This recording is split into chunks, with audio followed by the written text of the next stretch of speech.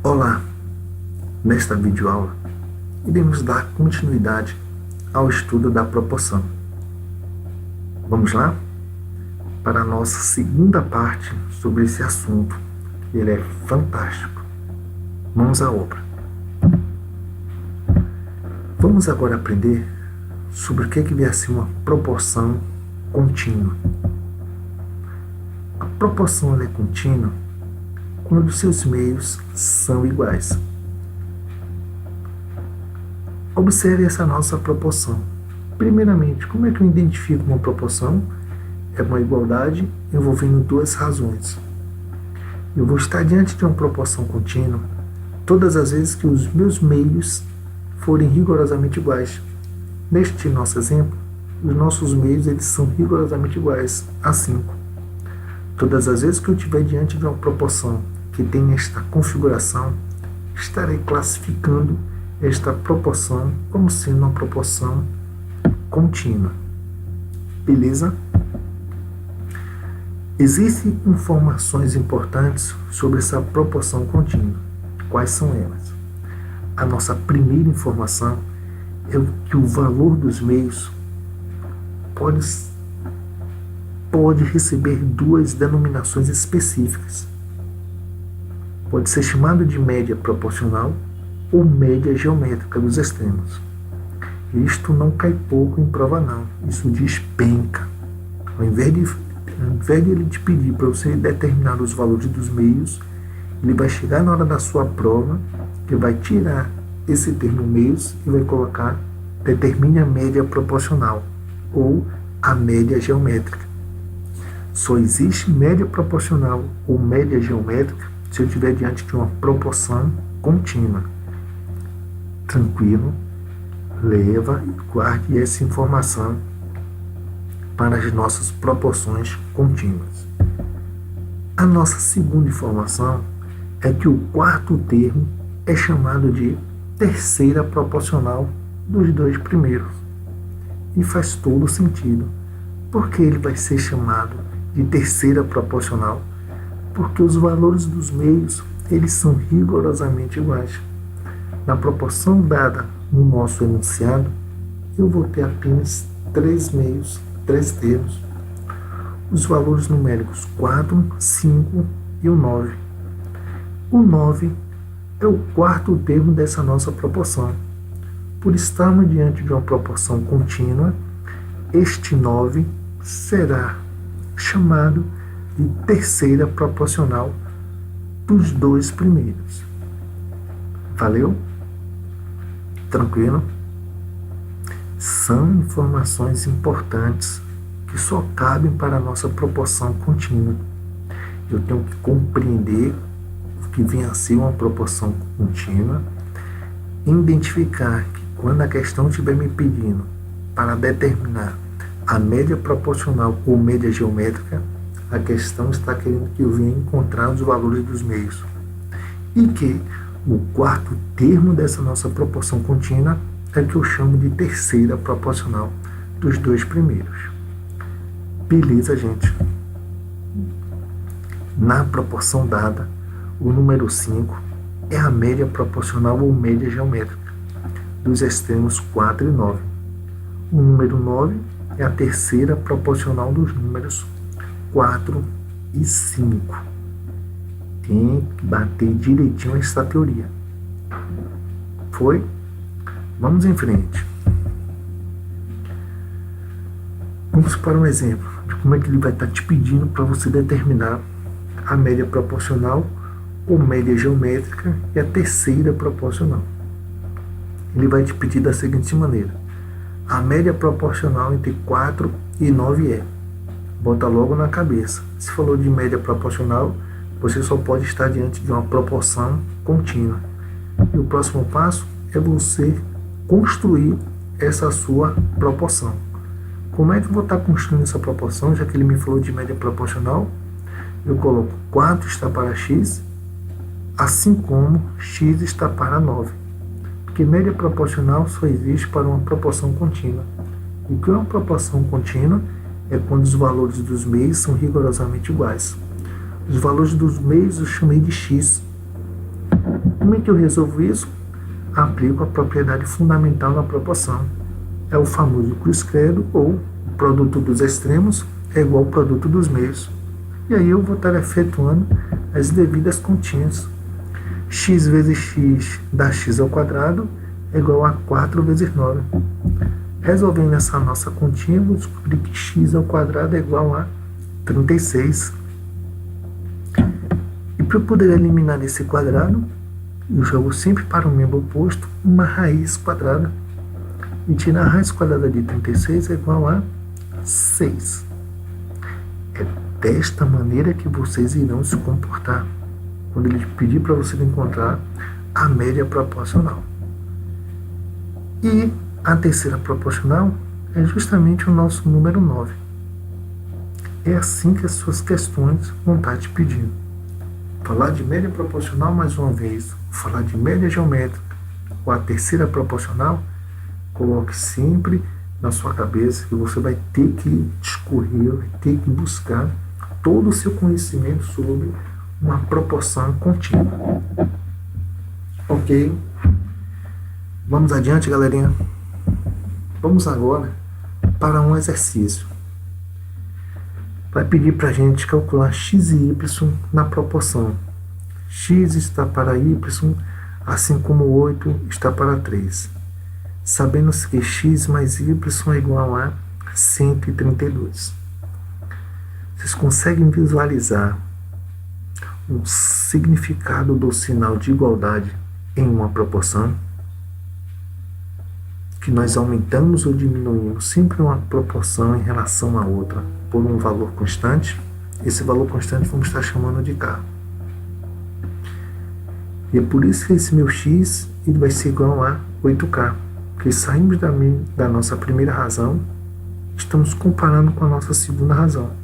Nós não sabemos por quanto essa nossa razão ela foi aumentada ou diminuída.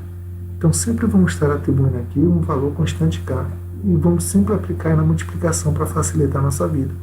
Aí eu descubro que meu x é igual a 8k e y é igual a 3k. Ora, se ele já me deu essa minha equação, que x mais y é igual a 132, eu vou estar fazendo agora a substituição de x e y nessa nossa equação, para estarmos encontrando o valor de k. Fazendo as devidas continhas, eu vou estar descobrindo que k vai ser igual a 12. Quem tem o valor de k, descobre o valor de x e o valor de y. Só substituir. Se x é igual a 8k, eu vou descobrir que x é igual a 8 vezes 12, faço a minha respectiva continha e meu x vai ser igual a 96. Pelo mesmo motivo, eu faço isso para meu y. Fazendo isso para y, eu vou descobrir que y é igual a 36. Alan, como é que eu descubro? Como é que eu sei que essa conta está certa? Basta você somar 96 com 36. O resultado tem que ser igual a 132. Observe que essa questão nós só conseguimos resolvê-la porque aplicamos o entendimento do sinal de igualdade para uma proporção, que aumentamos ou diminuímos uma razão em relação à outra sempre por um mesmo valor. Esse valor é uma constante, que aqui chamamos de k. Não é tranquilo? É sim, mas você se ater às definições. Vamos para mais outro exemplo. As áreas de dois terrenos estão uma para a outra, assim como 2 está para 3. Olha lá na nossa parte 1 de proporção, que eu chamei a atenção para vocês na leitura de uma proporção. As áreas de dois terrenos estão uma para a outra, assim como 2 está para 3. Só nesse nosso primeiro enunciado ele já está me identificando que essa questão é de proporção. E aí ele nos pergunta: determine a área de cada um, sabendo que elas somam 360 metros quadrados. Vamos montar aqui a nossa resolução. Já que nós não conhecemos essas nossas áreas, vamos estar chamando essas áreas de A e B. E aí eu consigo montar as minhas expressões de matemática. Ele me disse que A está para B, assim como 2 está para 3. E que a soma dessas áreas, A mais B, é igual a 360 metros quadrados. De posse dessas duas informações, o que é que vamos estar fazendo? Exatamente isso. Vamos multiplicar a nossa primeira razão por um valor constante que é K. E aí eu consigo determinar que A é igual a 2K e B é igual a 3K. Aplicando o conceito, mais uma vez, do significado do sinal de igualdade para uma proporção. De posse dos valores de A e B, substituo na minha equação A mais B igual a 360. Efetuando as devidas substituições, vamos determinar que o valor de K ele é igual a 72. Ora, quem tem o valor de K, agora é só substituir para encontrarmos os valores de A e B. Logo, nosso A vai ser igual a 144 e B igual a 216. Não é tranquilo? Proporção? Massa esse assunto. Muito tranquilo, muito bacana.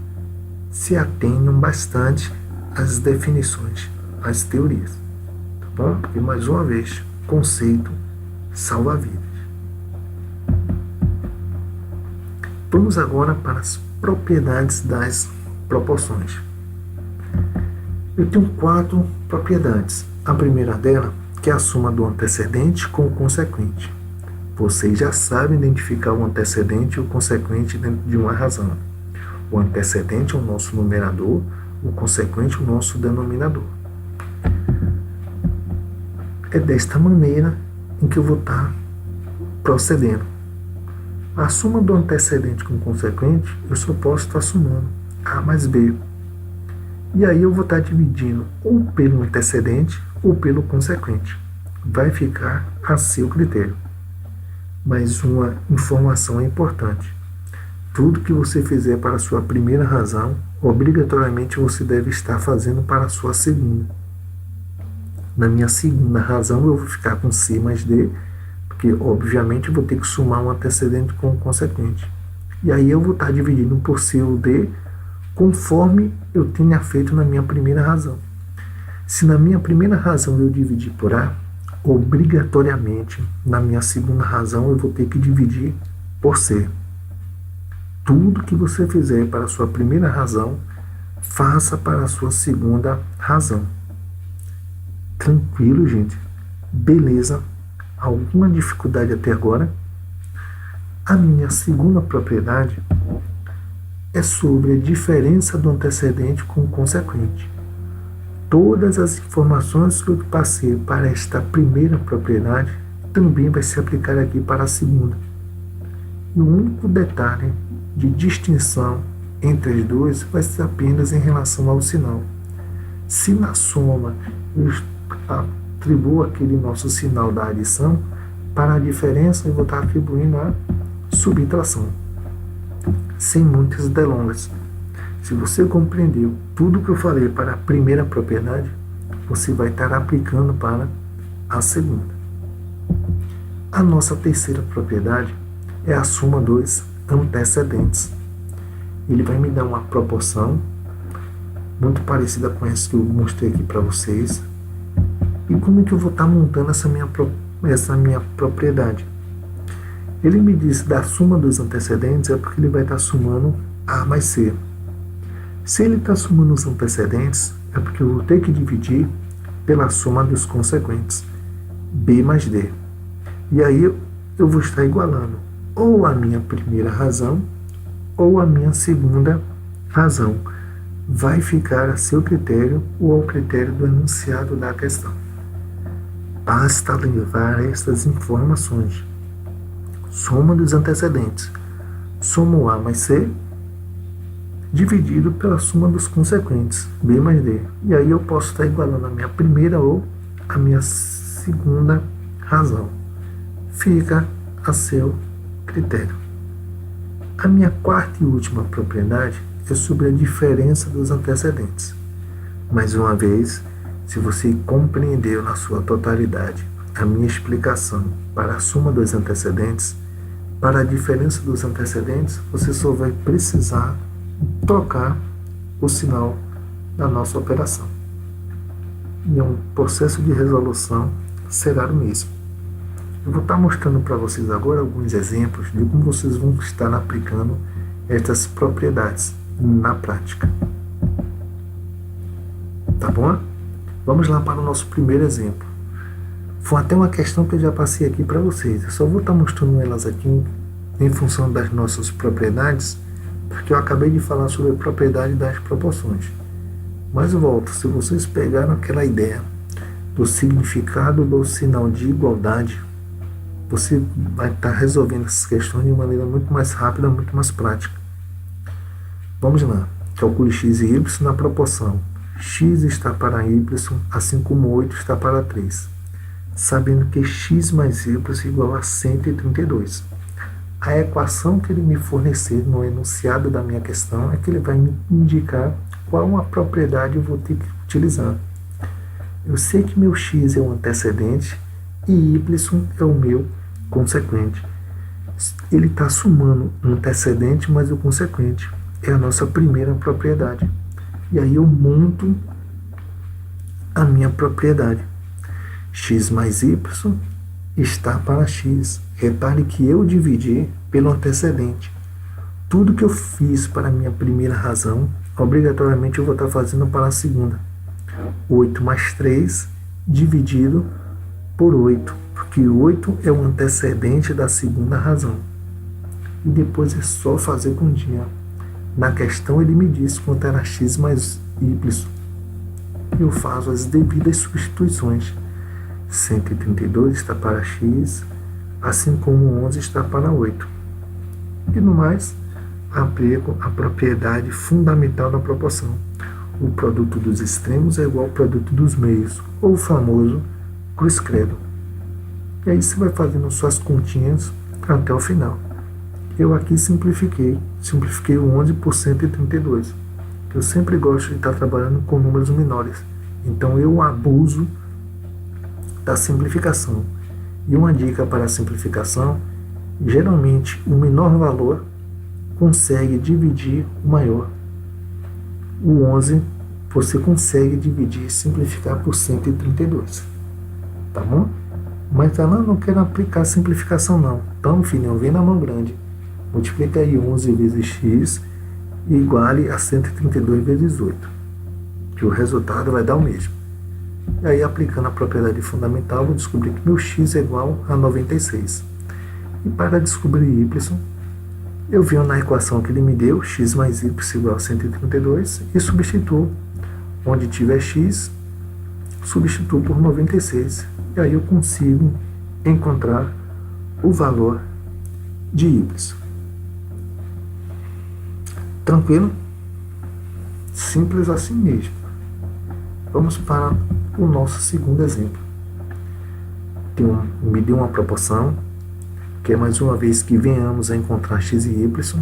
Olha a lei de associação que ele me deu.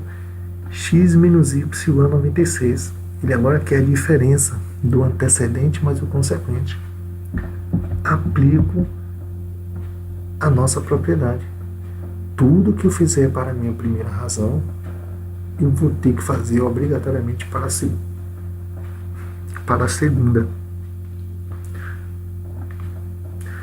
Se a primeira eu dividir pelo consequente, a segunda obrigatoriamente eu vou ter que dividir pelo consequente. Na questão ele já me deu o valor de x menos y. Faço as devidas substituições, as devidas continhas. Se eu perceber que eu posso estar simplificando alguém, eu simplifico. Nesse caso, eu percebi que eu posso estar simplificando o 8 com o 96. E depois eu faço o famoso cruz-credo, ou o produto dos extremos é igual ao produto dos meios. E acabo de descobrir o valor de y. Para determinar o valor de x, venho na equação que ele me deu. X menos y igual a 96. Onde tiver y, substituo por 36 e faço a nossa devida continha. X menos y igual a 96 é uma equação do primeiro grau. e você já sabe resolver a equação do primeiro grau. O menos y estava no primeiro membro negativo, eu joguei para o segundo. Toda vez que eu troco de membro, troco de sinal e faço a continha. Alan, como é que eu vou determinar? Como é que eu vou saber se esses dois valores são os corretos? Basta eu subtrair o 132 do 36, que o resultado final vai dar 96. Foi? Vamos em frente? Vamos para a nosso terceiro exemplo. Me deu mais uma vez uma proporção. Olha a nossa lei de formação, x mais y. Quando eu bato o olho na minha proporção, eu percebi que x e y são os nossos antecedentes. O que é que ele está fazendo aqui para a gente? Está somando os antecedentes. Isso quer dizer que eu vou ter que aplicar a minha terceira propriedade, que me diz o quê? Que a soma dos antecedentes vai estar para a soma dos consequentes. E aí eu posso estar igualando a minha primeira ou a segunda razão. Só que, na questão, ele está querendo apenas o valor de x. Se ele só está querendo apenas o valor de x, obviamente eu vou estar igualando a minha razão que tinha a variável x. No nosso caso aqui, a nossa primeira razão. Depois disso, faço as devidas substituições e as continhas. Ele já me deu na questão que x mais y é igual a 40. E aí eu substituo. 40 dividido por 8 é igual a x sobre 3. Posso dividir 40 por 8 e no final eu faço o produto dos meios é igual ao produto dos extremos. Eu descubro que nosso x é igual a 15. Por fim, estou aqui no nosso quarto exemplo. Mais uma vez ele me deu uma proporção. E a nossa lei de associação, nossa lei de formação, ele agora está subtraindo os nossos antecedentes. Ora, se ele está subtraindo os nossos antecedentes, aplico a propriedade de subtração, de diminuição de antecedente menos o, ou de diminuição dos antecedentes. Aí eu faço x menos y dividido pela subtração dos consequentes. É igual, já que ele quer o valor de x, então é igual à minha primeira razão, x sobre 8.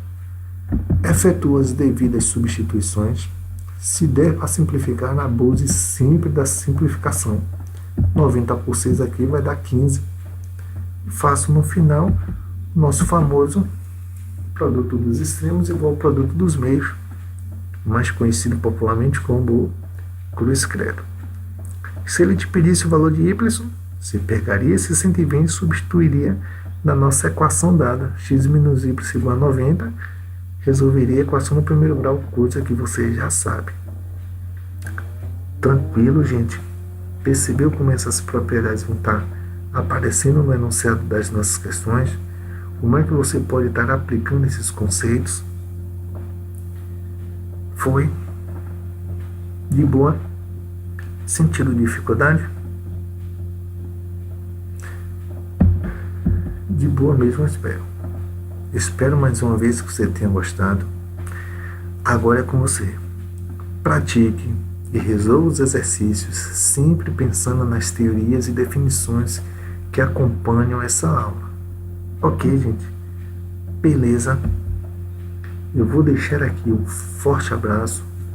Espero vocês na nossa próxima videoaula. Até mais.